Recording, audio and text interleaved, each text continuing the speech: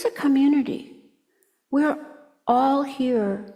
You know, it's not, you may not want to spend a lot of time with someone. You know, you might not have the same interests. They might have bad breath, but we're all part of it.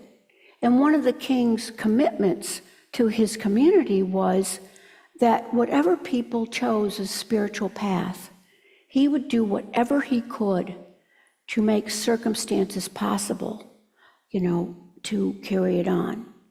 And so, you know, so the party went on, and then the music started and the dancing started, and this person went from being completely ostracized, you know, cut off. You know, the kid on the playground that nobody wants on their team. And that's how the party was. And it continued that way. So thank you very much for listening. You guys, you know, can go do whatever you're going to do it in your class, and I hope you enjoy it. And believe it or not, this story will at some point be related to what I'm going to talk about. Now, my talks, first of all, there's a lot of people I don't know here, and I won't remember any of your names, but if, not quick, I want to go quickly because I know we don't have a lot of time. If people, well, first of all, you might not know the names of everybody that comes here. Donna, if we could start with you and just go back and forth. Just tell me what your name is so I can forget it. Thank you. Oh, so can people just, we got to do it. I'm sorry, we got to pass the microphone. So everyone on Zoom can hear. I'm Donna. I'm Jeff.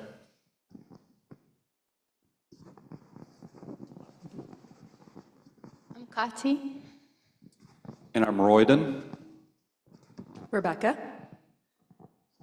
I'm Chris. I'm Don. Autumn. I'm Charlie. Heather. Neely. Susan.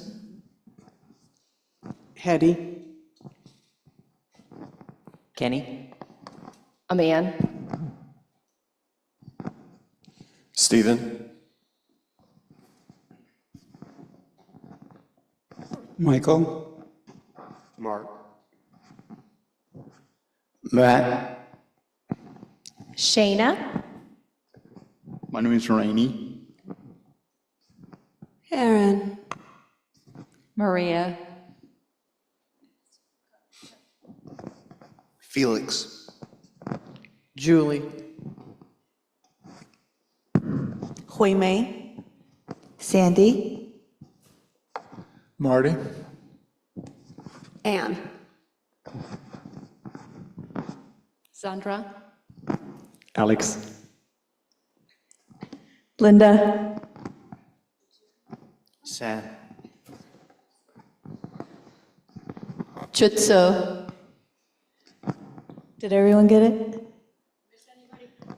Oh, my name's Khando.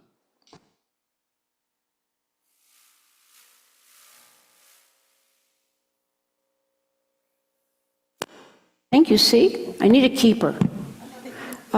So let's see. People that are new here or that don't know me, and it seems like maybe there's a lot of several faces here that, who the heck is she?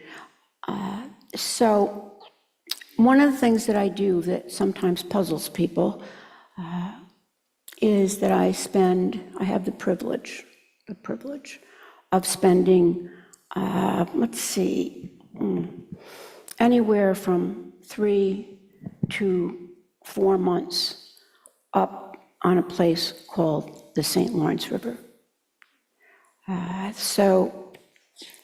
And people don't quite get that, and I understand. So, well, actually, I don't understand. So my aspiration on this is, for the whole thing, is that what I'm going to do today is how I attempt to make some very strong connections between the mundane joys and inconveniences of daily life. So I'm going to start, I'm going to do a slideshow. I'm going to run through it very quickly because most of what I'm going to talk about needs to be talked, it won't after. And it's a way for me to let you know where I have found an emotional, physical, and spiritual home where I feel safe and welcome most of the time, unless I'm being a real butthead. So I'm just going to read this. We can just start with the first slide.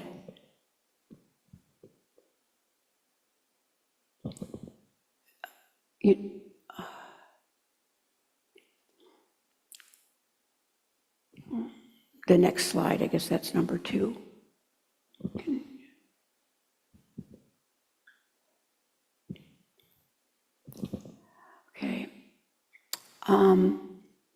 This is from Joseph Campbell. Your sacred place is where you can find yourself over and over again. We can't move me, can we? Oh, my inner state seems to find its outer counterpart in the North Country. The region embodies a spiritual magnetism which continually draws me. To me, the blue sky, the leaves, the flowers, all seem quite temporary and precarious. The indefinable river, the ancient rocks, the subtle land modulations, and the ever-new sky reigns supreme. It's an artist that is deceased but lived up there, and he found joy there even though he was seriously disabled, but painted and drew to the end of his life. Let's just kind of roll through the next few. This is the river. This is the river and some of its people. So,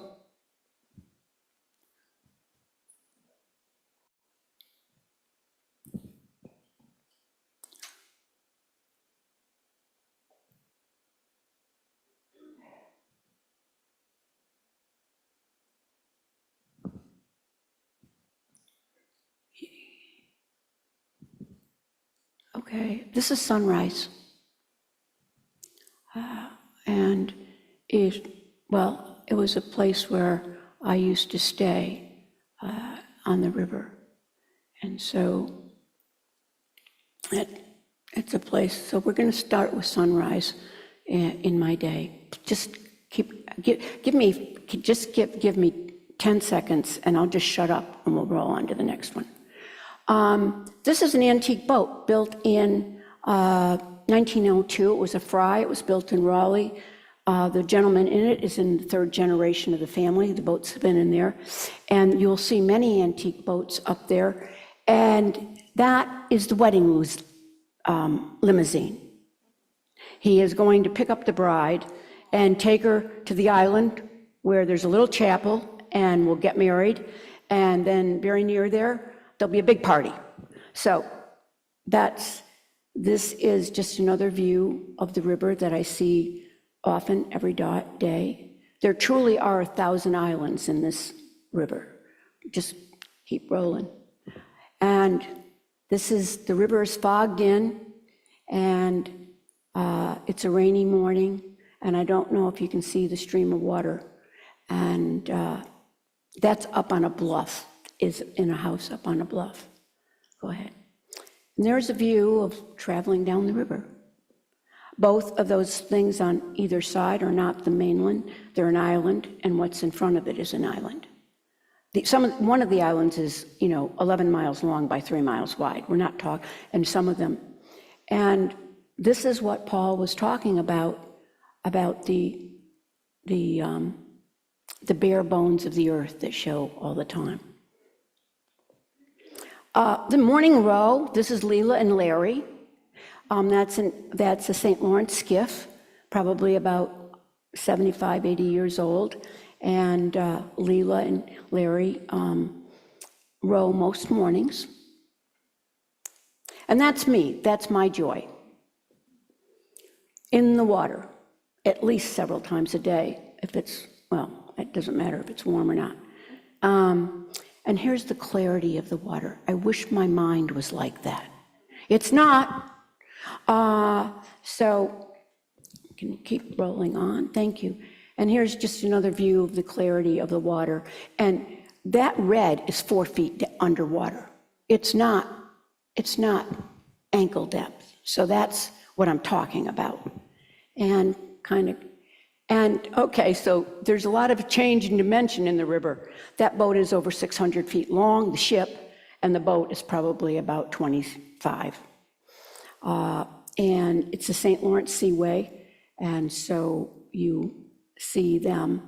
It starts actually at the edge of Lake Huron, and the ships, their final destination is either Montreal Port or the ocean. So that's just another view that I got to see very frequently in general. And I don't know if you can see the swan, but the babies are trying to go to bed. They're trying to get up on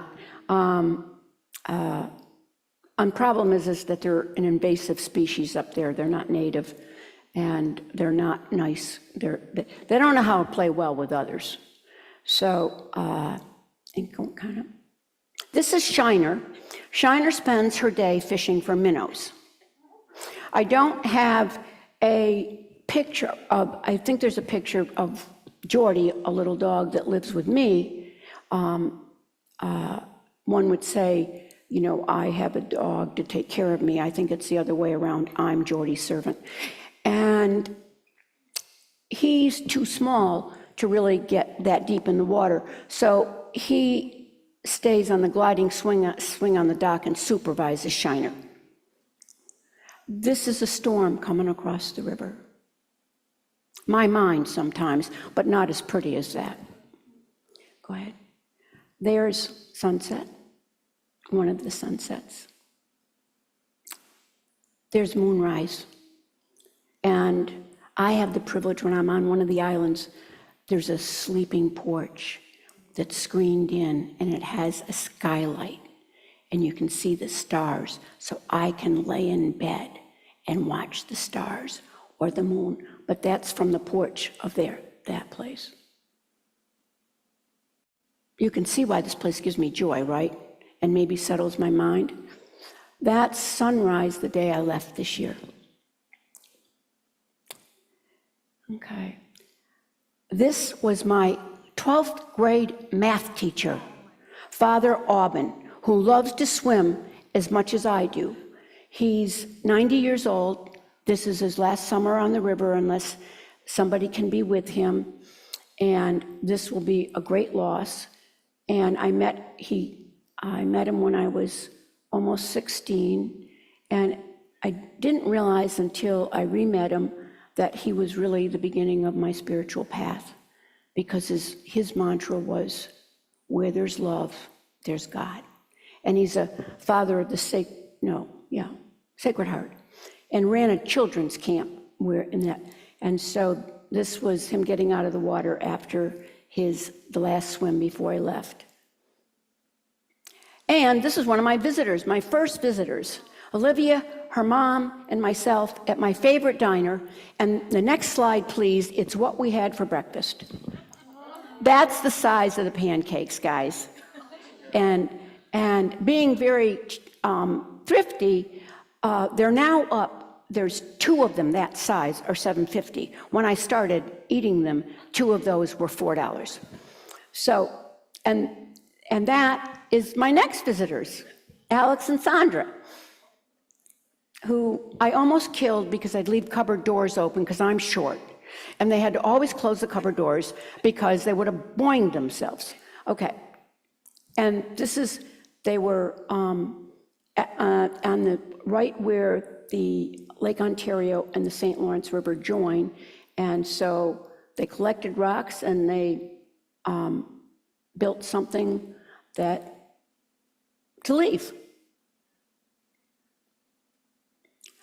Okay, I don't refer to the people up there as my community. I refer to them as my tribe because they have many of the qualities that, not the negative ones. And this is a singing group called the Tex Chromosomes. The singer in the blue from the right just received, they do awards at the Kennedy Center, and she received an award. And they're playing on this island. Just move on, okay? See the gentleman, the older gentleman in all blue in the center? That's a person named Will Salisbury. He died in 2022, and he was sick at the time. And so we arranged a trip on a really big boat to go have a picnic there on that deck. And he loved music. You can move on. That was the following year when they came, and he was able to sit up, and he was outside in his wheelchair,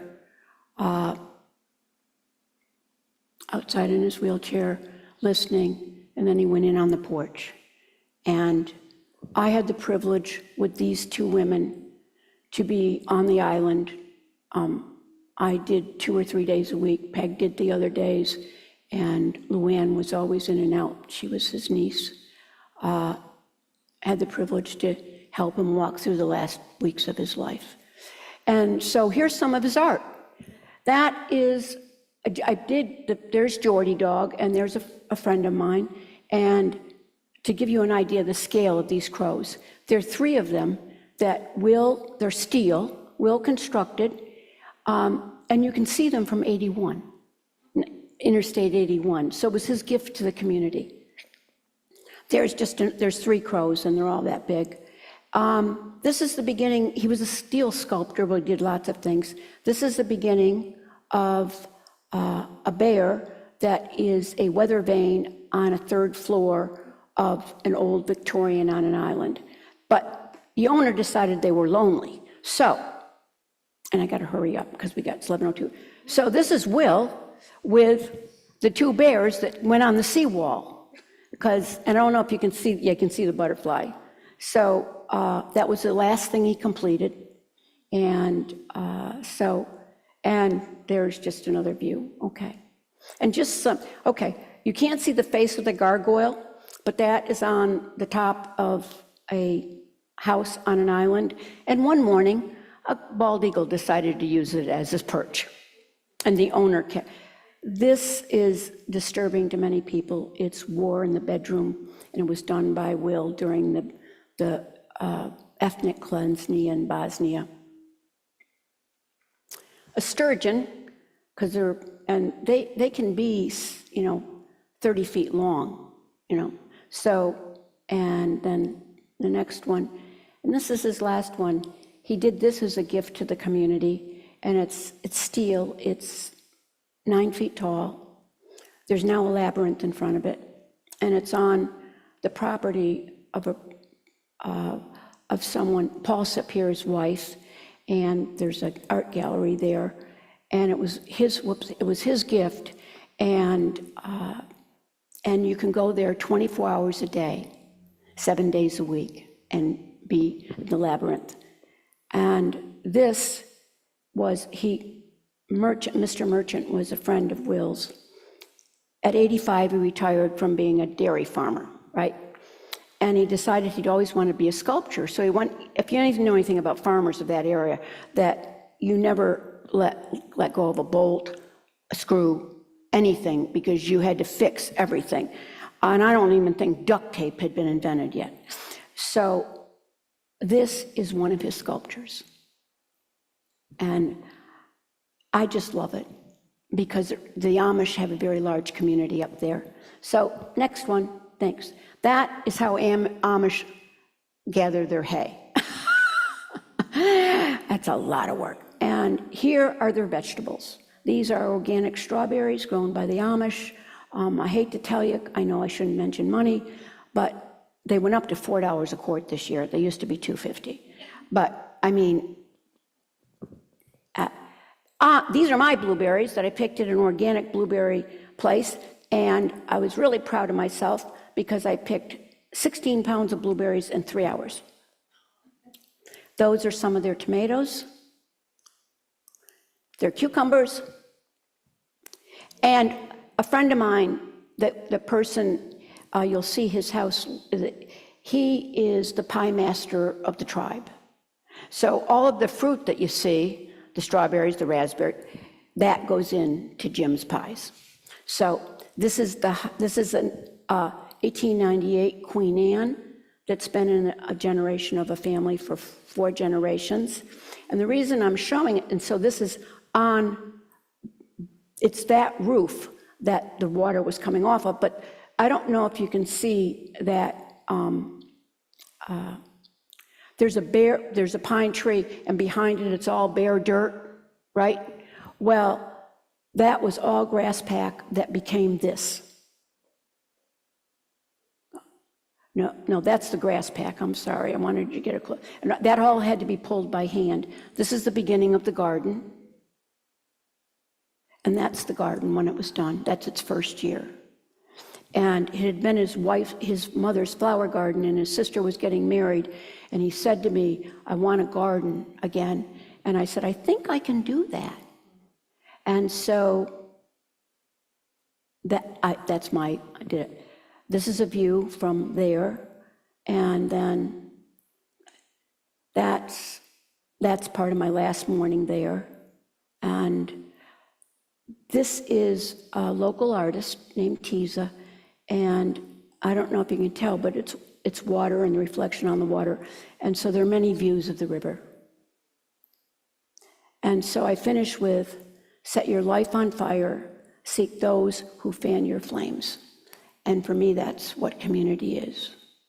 So I have exactly 24 minutes. So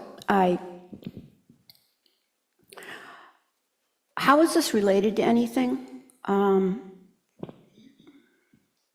Well, first of all, I go there because I have the privilege of being out of the Raleigh for its very, very painful hot summers. And since I grew up in a place not on the river, but near there, it's still in my DNA. So I showed you some photos, but the rest of this is some reflections on how I connected this to the Dharma.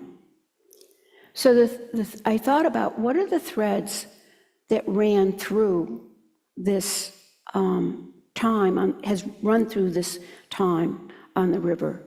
And so what I'm going to talk about is Geshe-la refers to samsara as complications. But there were joys. I mean, I hope some of you enjoyed that. There's a lot of effort, taking care of wooden boats, living on an island, maintaining stuff, and it's a very, very strong community. For example, I've been present to 2 deaths up there, but Will's, Luann, family member, and the family that gathered, nobody had to leave the island for 5 days. They were able to be there because water, food was delivered, the trash was taken off the island. One of the fans broke, Jim fixed it. They were wrapped in all the care, and Geshe-la talks about having space around death, that you don't have to go back to work in 2 days. So I got to witness that. And that's community to me. That is absolutely community. So there's community, but with community and joys and effort, and of course there's water. All my thing is I want to be on it, in it, or near it. So, and I like not having to wipe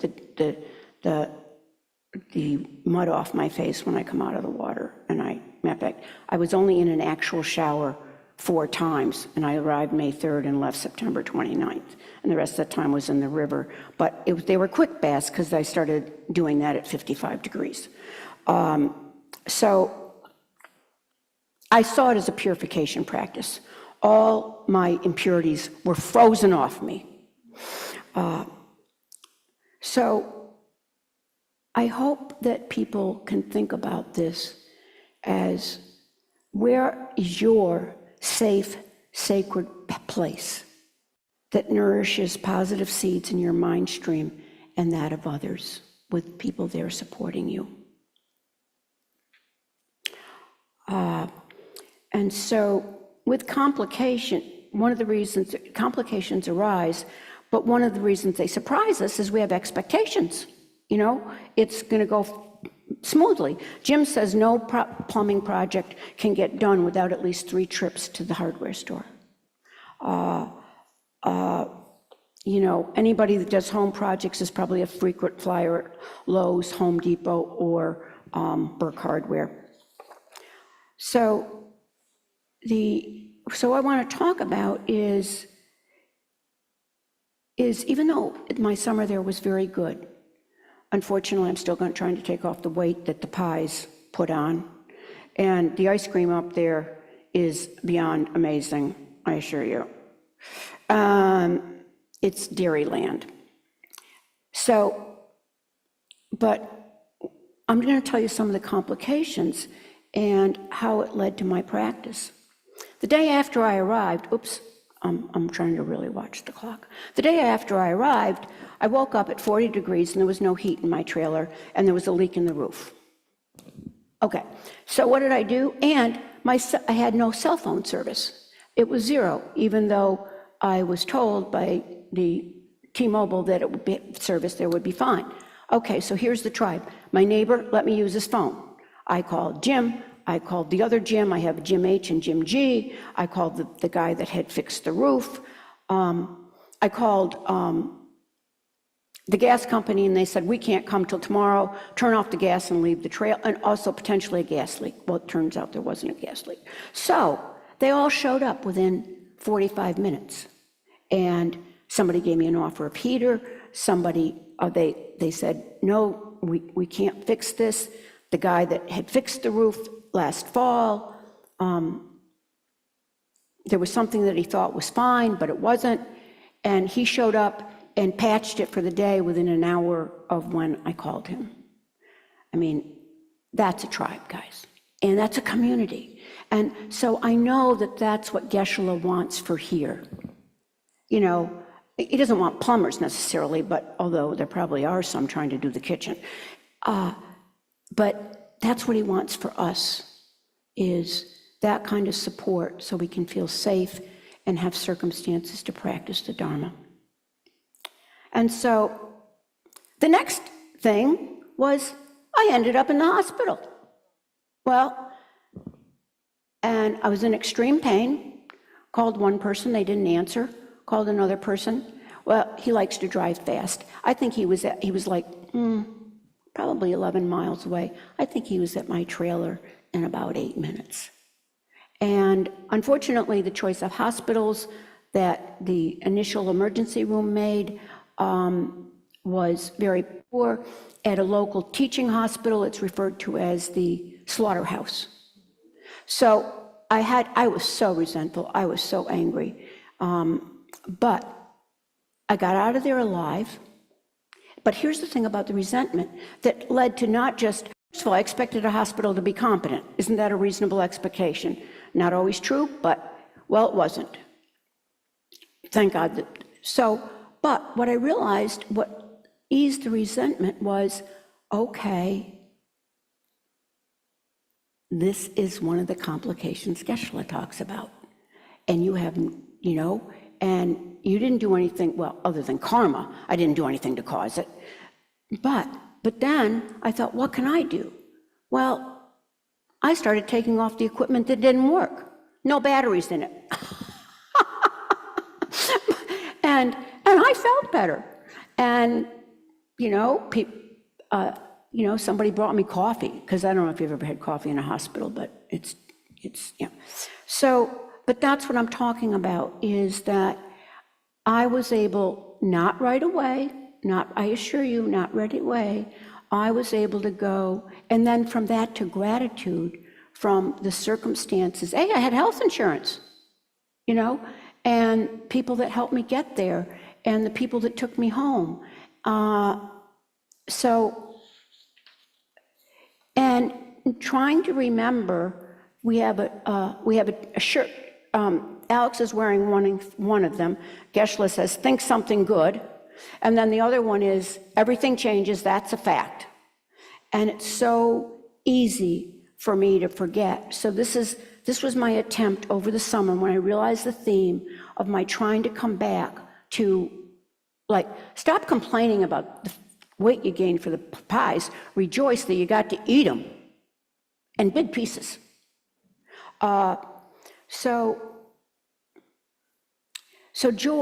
So I guess that's kind of where I'm going with this, and I'm gonna, and here's the thing, these are few descriptions of expectations. Expectations are the prelude to resentment. Expectations cause resentment, or one of the causes and conditions, and expectations are practice for a resentment to arise. And why? Because we don't expect things to change. So there's a teacher I was able to go listen to over the summer, and he tells this great story. He says, you know, first of all, his phrase was, "Impermanence is your home," which I just really liked. And then he says, one of the things that puzzles me about people that don't expect anything to change, why do they buy house insurance, health insurance, car insurance?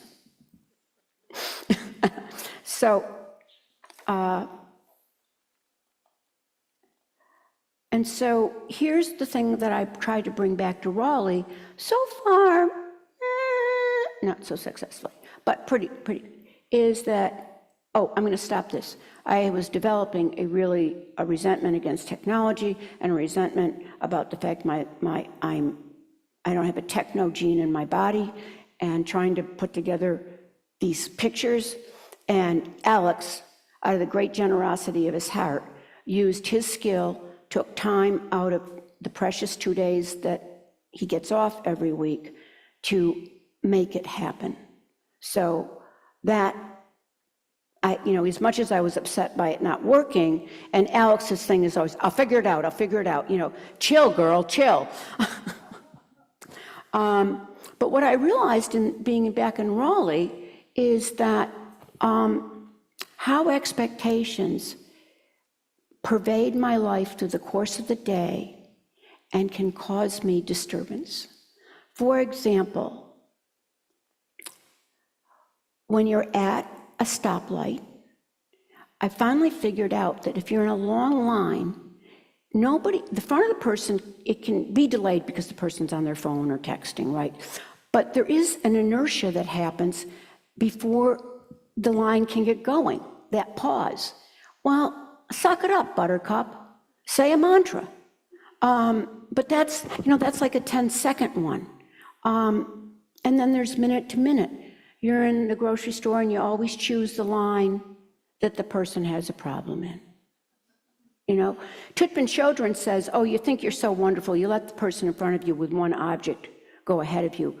Let the mother with a full basket and a screaming child go in front of you. That's practice.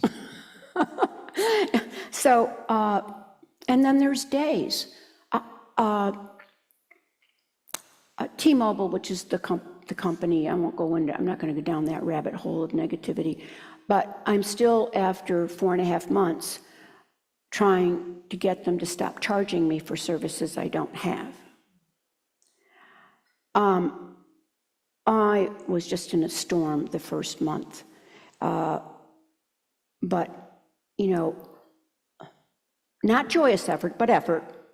I kind of kept at it, and they're close to stopping charging me. But again, that was my attachment to it should work, and my aversion to the inconvenience of it not working. But I needed to rejoice. I went to another provider, and 36 hours after I realized it was never going to work, went out the door with technology. So, and then what are the things that last months? You know, hurts and conversations for me. You know, why do I have to spend my time on this? Why do I have to spend my time on this? And like what I've learned to do, and I know a lot of people do here, is like when I'm in line at the grocery store, I'm attempting to not look at my phone and say a mantra, you know, and rejoice that I have the money to pay for the groceries. You know, look at Western North Carolina. Oh my gosh. So there's years, I mean, grief that you can't let go of, and you so are angry that it happened and stuff. So I think about that, and I tried to remember it through this year, this summer, but to bring it home, bring it back to Raleigh. And it's helping, believe it or not, you know? And so I'm not great at it. You know, I can go, you know, I can go from, what did a friend of mine describe me many years ago? It's not as bad as it was. She used to refer to me as turbo irritable. I could be patient, and when I hit that limit, it was 0 to 60. And so, and then if you accept rebirth, well, that some of these resentments and the anger can go on from life to life to life because you've practiced them so well. And I have to tell you, I am really good at not recognizing my expectations without a blink going to resentment or anger. And unfortunately, I have a rage button. I'm working on it. It's not as bad as it used to be. At least I usually don't act out in front of people anymore. I stomp around the house. My dog puts me in timeout. So I'm gonna kind of, 11:22, I don't know if this made any sense to anybody.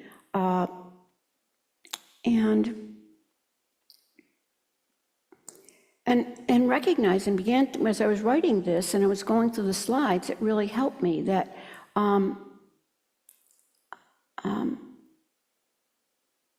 anger is my ignorance that doesn't allow me to recognize that I don't see things as they actually are, and that the primary thing that ignorance offers us in this life is aversion and attraction. I have to tell you, I had a lot of attachment, you know, the water, pie, friends, flowers. And one other, this is very interesting, one other resentment I had to let go of, and it took me a little while, but I did. There was someone that I'd been helping. She'd been in the hospital last winter with surgery, and I went for 2 weeks and was with her, and she's kind of demanding, but I thought, you know, anybody in that much pain, when people are suffering and in pain, you can't assume that's who they are, you know, because it just, you know, changes us. Well, I began helping her. She lived in the same little trailer park that my trailer's in, and she wanted to have some flowers, and so I said, well, I can do that for you. And then it kept growing, it kept growing, it kept growing, it kept growing. Well, I want an English garden. And I went, and some of it she didn't know much about gardening, and then she wanted rocks around it, but she wanted me to go get river rocks, and I thought, I got it done. And then she had me asked me to walk her dog twice a day, and I was doing that. And I don't ever want to give up my impulse to serve and support people, but I also want to have boundaries to take care of myself. And I had lost those, so I wasn't getting done things that were important to me. This is the first year I'd been there. I had a lot of things to do. And so this is unkind, but, I remembered the story of the Princess and the Pea, and realized that this person had lived a life that allowed her to expect this, just the way it was. But then I kind of realized it was my shortcoming. I could have set a boundary much earlier, not nastily, but just say, I just don't have the time right now. And so my thing, when I realized it, is that,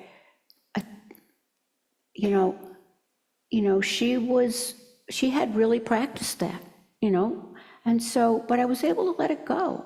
I was able to say, she's suffering, she hurts, but I can't fix it, and she has and so that was a really big thing for me, because it's one of the things that I think many of us do, is that our impulse, I don't want to ever give up the impulse to compassion and caring, but there's a phrase from an old social worker in Canada that I used to work with: don't let your bleeding heart run away with your bloody head.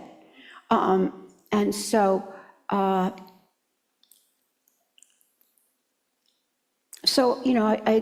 still want to serve, but, I'm 75, turned 75 September 1st. I just don't have the zing I used to have. I used to do the garden, go swimming, do the garden, clean the house, go swimming, and then get my kayak out. Excuse me, 2 of these at the best on a good day, and I'm like, so, and accepting age, accepting that the energy just isn't as good, accepting that,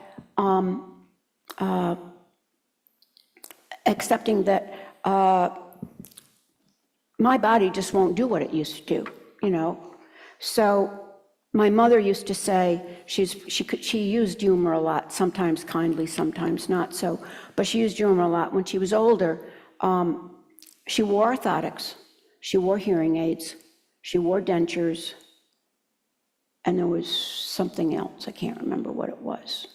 And she said, when I get in, and she said at night, when she took off her hearing aids, took out her denture, blah, blah, blah.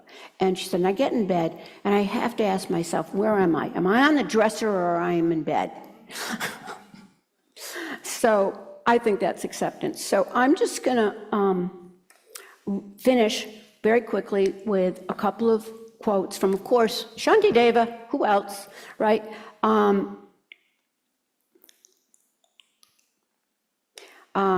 Discontent arises whenever our desire is contradicted or the undesirable occurs. And the Dalai Lama says this a lot. If there is a solution, what good is discontent? If there is no solution, what good is it anyways? In discontent, I do not find the object of my desires. Rather, it makes me neglect meritorious action. I mean, when I go into anger and rage, I clearly am delusional, and I create my own hell momentarily. Hell, you don't have to wait to die to go to the hell realms, guys. You can do it yourself anytime you want. This is from the Buddha. Anger will never disappear so long as thoughts of resentment are cherished in the mind. Anger will disappear just as soon as thoughts of resentment are forgotten.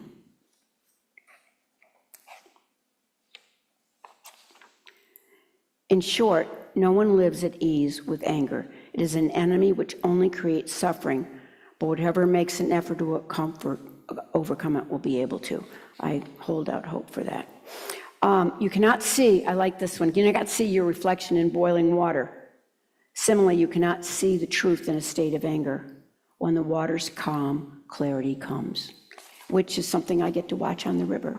And I certainly get to watch impermanence, because the current on that river is 6 miles an hour. And then there's places that it's still. And so there's one, I think I wrote it down, let's hope I did. Thought I had. Well, apparently not. Okay. Okay, the need for joy. Joy is one of the factors of enlightenment, is not only the fruit of awakening, but also a prerequisite. And for me, I consider fun part of joy, and I consider it a spiritual practice. So my aspiration for this and my dedication is, may for day complications and the arising of resentments and annoyance not cloud your mind stream with suffering. May each of you have a sacred, safe place that has community, joy, opportunity for service and practice. May each day be pervaded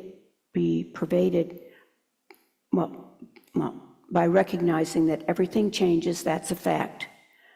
Think something good. And I'm talking again next week if anybody wants to come back, and I'm going to do social media and the Dharma. So, thank you.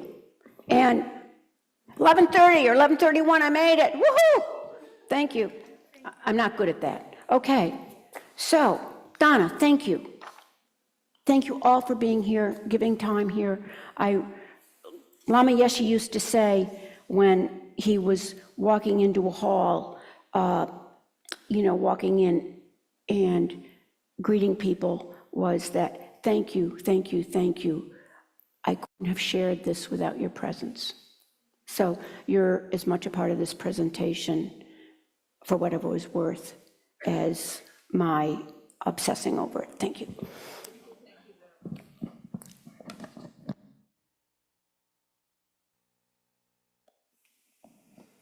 Okay, if you're in the Gampa, we'll be on page 246 in the Gold Prayer Book for the dedication verses. May all beings everywhere, plagued by sufferings of body and mind, obtain a notion of happiness and joy by virtue of our merits. May no living creature suffer, commit evil, or ever fall ill. May no one be afraid or belittled with a mind weighed down by depression. May the blind see forms and the deaf hear sounds. May those whose bodies are worn with toil be restored on finding repose. May the naked find clothing, the hungry find food. May the thirsty find water and delicious drinks. May the poor find wealth, those weak with sorrow find joy. May the forlorn find hope, constant happiness, and prosperity. May there be timely rains and bountiful harvests. May all medicines be effective and wholesome prayers bear fruit. May all who are sick and ill quickly be freed from their ailments. Whatever diseases there are in the world, may these never occur again. May the frightened cease to be afraid, and those bound be freed. May the powerless find power, and may people think of benefiting each other. For as long as space remains, for as long as sentient beings remain, until then may I too remain to dispel the miseries of the world. A long life prayer for His Holiness the Dalai Lama on page 244. In the land encircled by snow mountains, you are the source of all happiness and good. All-powerful Chenrezig Tenzin Gyatso, please remain until samsara ends. And on page 245 for Khyentse Rinpoche, the one who mastered his speech at a very young age, the one with great patience who received the name Avatare, the one with great precision who spread the teachings of Lama Tsongkhapa on bliss and void, Lama, ornament of the yellow hat tradition, please remain until samsara ends. And inside the back cover is the prayer for Lama Zopa Rinpoche's swift return. Peerless teacher and assembly of the children of the victorious ones, Shravakas and Pratyeka Buddhas, victorious Lozang father and sons, along with the lineage masters, all the objects of refuge of infinite lands, please bestow the virtue and goodness of accomplishing this prayer here and now. Holding and spreading the Muni's precious and complete teachings through explanation and practice, you are the armor of patience that is never discouraged. Incomparable, venerable Guru, to you I make requests. While striving single-pointedly for the sake of the victorious one's teachings, the sole gateway through which all benefit and happiness emerge, and from other living beings, you suddenly departed to peace. What a great loss. Nevertheless, through the undeceiving truth of the blessings of the ocean of the three jewels and the great waves of bodhicitta of the children of the victorious ones, may the smile of a reincarnation swiftly beam in glory for fortunate disciples. And then the front cover, long life prayers for Geshe Gyaluk and Geshe Sangpo. Supreme Guide, you lead us on the many paths of virtue. A shining sun, you give us the best of excellent explanations. Supreme virtuous friend, you are a constant Dharma companion. Lama who has renounced fame, may you ever remain. You have steadfast imprints of virtuous qualities and keep the instructions of the glorious Guru in your heart. You who pass day and night with noble activities, great virtuous friend, may you have a very long life. And for benefit of all sentient beings, 7 Tara mantras. This is on page 37. Om Tari Tu Tari Ture Soha. Om Tari Tu Tari Ture Soha. Om Tari Tu Tari Ture Soha. Om Tari Tu Tari Ture Soha. Om Tari Tu Tari Ture Soha. Om Tari Tu Tari Ture Soha. Om Tari Tu Tari Ture Soha. Thank you, everyone. Hope you have a great rest of the day.